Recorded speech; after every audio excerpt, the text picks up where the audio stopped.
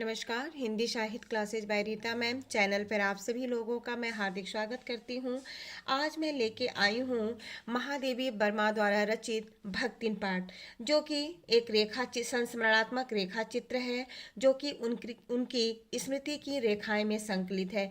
इस पाठ में लेखिका कहती है, भक्तिन का कद छोटा है, शरीर दुबला पतला है, होठ उसके पतले हैं, गले में कंठी माला पहनती है, उसका नाम लक्ष्मी है।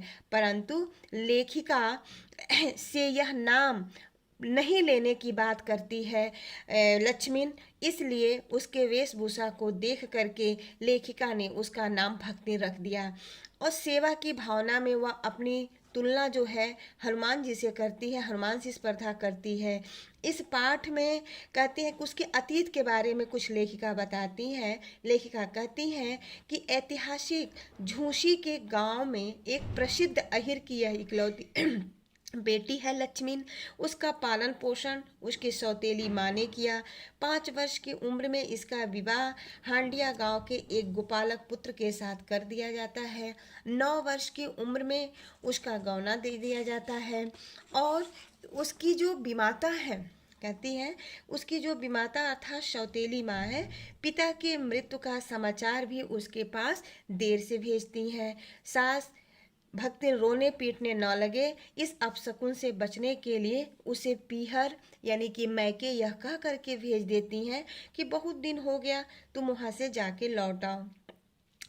भक्तिन जो है अपने मैके जाती है, लेकिन बीमाता का जो दुर्व्यवहार होता है तथा पिता की मृत्यु का जो समाचार जब उसे मिलता है, तो वह दुखी होकर बिना पानी पिए ही अपने मैके से अपने घर ससुराल वापस लौट आती है। आकर सास को खरी खोटी खूब सुनाती है। उसके बाद से भक्तिन के जीवन का दूसरा भाग जो शुरू होता है, उसमें भी उसे सुख नहीं मिला। उसके 3 लड़कियां होती हैं और इसकी सास और जेठानी जो हैं इसके ऊपर खूब ज़्यादा शासन चलाती हैं और यह कहती हैं कि तुम जो हो बेटियों की माँ हो। और यह वो सब बैठ के खाती थी। चक्की चलाना, कूटना, पीसना, खाना बनाना सब काम भक्तिन करती थी। छोटी लड़कियां भी गोबर उठाती, कंडे पाती, हर काम खाने पीने में भी भेदभाव किया जाता है। और इस सभी के साथ ही भक्तिन, लेकिन इस पूरे प्रकरण में भक्ति का जो पति था उसका व्यवहार भक्तिन के प्रति अच्छा था। उसे अपने पति पर विश्वास था और अपने पति के प्रेम के बल पे ही वह परिवार से अलग हो जाती है। और अलग होने के बाद वह अपनी गृहस्थी को खूब अच्छे से मेहनत करके खेत खलिहान गाय भैंस सबको बहुत अच्छे से परिश्रम करके उसको समृद्धि लाती है, अर्थात उसके घर में समृद्धि आ जाती है। पति ने बड़ी लड़की की शादी भी धूमधाम से किया।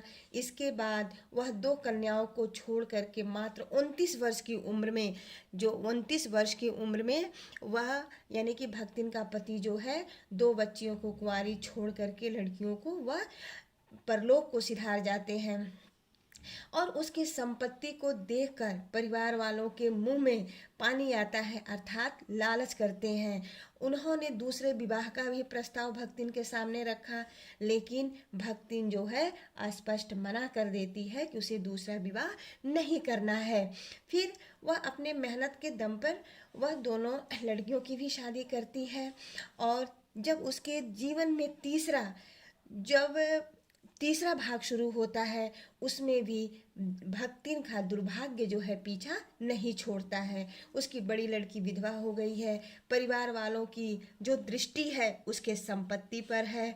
उसका जिठौत जो है वह अपनी विधवा बहन से विवाह के लिए अपने तीतर लड़ाने वाले साले को बुला करके और उसके साथ भला बुरा करने का और उसके साथ अधिकार से रहने का दबाव देते हैं। और भक्तिन की लड़की जो है उसको अपने बर के रूप में नापसंद कर देती है, लेकिन फिर भी उसके साथ छल दंभ करके और उसको उसके तीतरबाज लड़के से उसकी शादी कराती है। एक दिन भक्तिन जो है बताती है कि अनुपस्थित थी, वो नहीं थी। और तीतरबाज जो लड़का था वह लड़की के कोठरी में घुसकर भीतर से दरवाज़ा बंद कर लेता है। और उसके समर्थक जो हैं वह गांव वालों को बुलाने लगे। लड़की ने खूब उस पर मरम्मत की उसका, लेकिन फिर भी वह लोग नहीं माने और न चाहते हुए भी उस लड़के को उस घर का दामाद बनाना पड़ा। यह जो पारिवारिक जो द्वेष था, और या फिर हम ये कह सकते हैं भक्तिन को जो कड़ी धूप में जो सह करके और इस प्रकार से उसने अपने गृहस्थी को खड़ा किया था, वह जो है नहीं अपमान सह पाती है इस प्रकार का।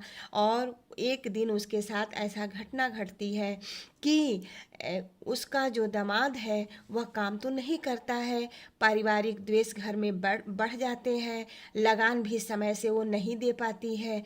लगान नहीं पहुंचाने के कारण जो जमींदार है वह भक्तिन को कड़ी धूप में खड़ा कर देता है, और यह अपमान भक्तिन सहन नहीं कर पाई और कमाई के विचार लेकर के अपने मन में शहर को चली जाती है।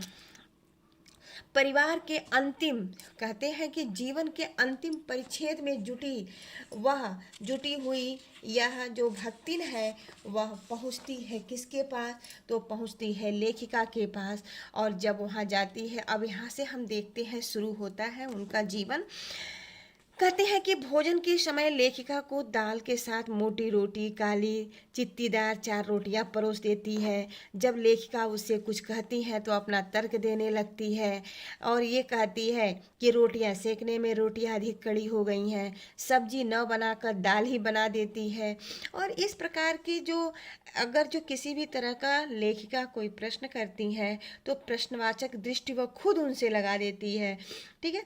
गिरते हुए स्वास्थ्य और परिवार वालों की चिंता निवारण के लिए लेखिका ने खाने की अलग व्यवस्था की थी, परंतु इस देहाती के आ जाने के कारण लेखिका जो है वह खुद देहाती हो गई थी। क्योंकि लेखिका लिखती है कि भक्तिन को शहर की हवा नहीं लगी, उसने लेखिका को ग्रामीण खाना खाना सिखा दिया, परंतु स्वयं रसगुल्ला भी नहीं खाया। उसने लेखिका को अपनी भाषा की अनेक दंत कथाएं उनको याद करा देती थी, क्योंकि हर बात बात में भक्तिन जो है वह किसी न किसी प्रकार की मुहावरे, दंत कथाएं वह कहा करती थी।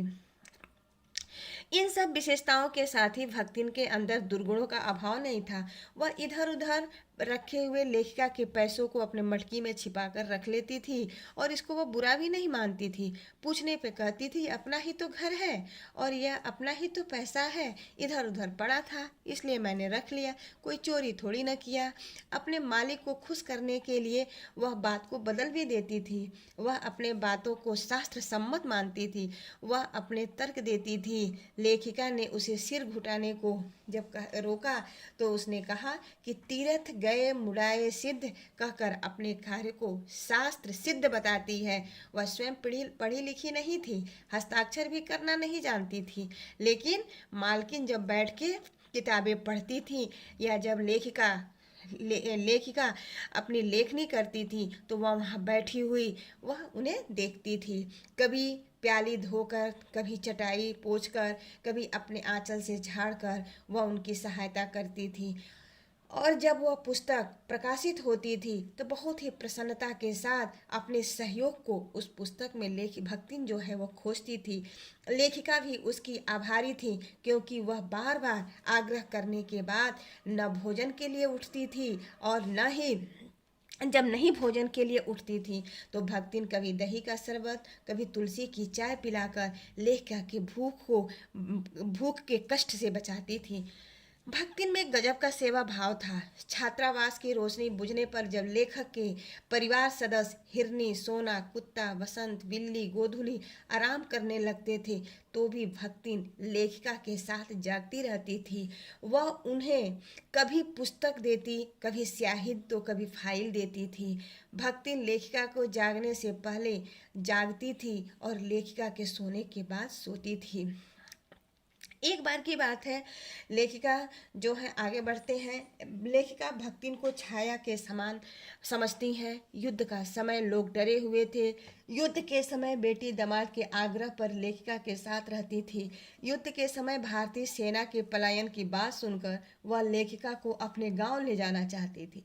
वहां वह लेखिका के लिए हर तरह के प्रबंध करने का आश्वासन देती, जैसे पूंजी को भी दांव पर लगाने को तैयार थी। लेखिका का मानना है कि उनके बीच स्वामी सेवक का संबंध नहीं है। इसका कारण यह है कि वह उसे इच्छा होने पर भी हटा नहीं सकती, क्योंकि भक्तिन के चले जाने पर आदेश पाकर भी वह हंसकर, अगर जो वह कहती थी भक्तिन से कि चले जाओ, तो वह उनका आर्डर भी नहीं मानती थी, हंसकर उनके बातों को टाल देती थी। वह कोई नौकर नहीं कर सकता है, और लेखिका भी भक्तिन को कभी नौकर नहीं मानती थी। भक्तिन छात्रावास के बालिकाओं के लिए चाय बना देती थी। वह उन्हें लेखिका के नाश्ते का स्वाद भी लेने देती थी। वह लेखिका के परिचितों व साहित्य बंधुओं से भी परिचित थी। वह उसके साथ व्यवहार वैसा ही करती थी जैसा लेखिका करती थी। वह उनके वेशभूषा अनेक प्रकार के हर साथ में साथ देती थी। किसी विद्यार्थी के जेल जाने पर वह व्यथित हो उठती थी। कारागार से वह डरती थी भक्तिन, परंतु लेखिका के जेल जाने पर खुद भी उनके साथ जेल जाने के लिए जिद करती थी। अपने मालकिन के साथ भक्तिन का अंतिम परिच्छेद चालू है। वह इसे पूरा नहीं करना चाहती हैं। अर्थात कुल मिला के लेखिका ये कहती है कि यह जो समय है, इस समय को जो इतने सालों तक लेखिका और भक्तिन का साथ रहा, अब वह अंतिम समय चल रहा है। और कहते हैं कि शायद, लेखिका कहती है, मैं प्रायः सोचती हूँ कि जब ऐसा बुलावा आ पड़ेगा जिसमें न धोती साफ करने का अवकाश रहेगा और ना ही सामान बांधने का, अर्थात इस परिच्छेद को लेखिका जो है लिखना नहीं चाहती हैं, क्योंकि लेखिका के जीवन में भक्तिन जो है अपना एक स्थान बना चुकी है। और यहीं पर लेखिका कहती हैं भक्तिन की कहानी अभी अधूरी है, उसे वह खोकर मैं इसे पूरा नहीं करना चाहती हूँ। तो धन्यवाद, नमस्कार। आज के लिए बस इतना ही।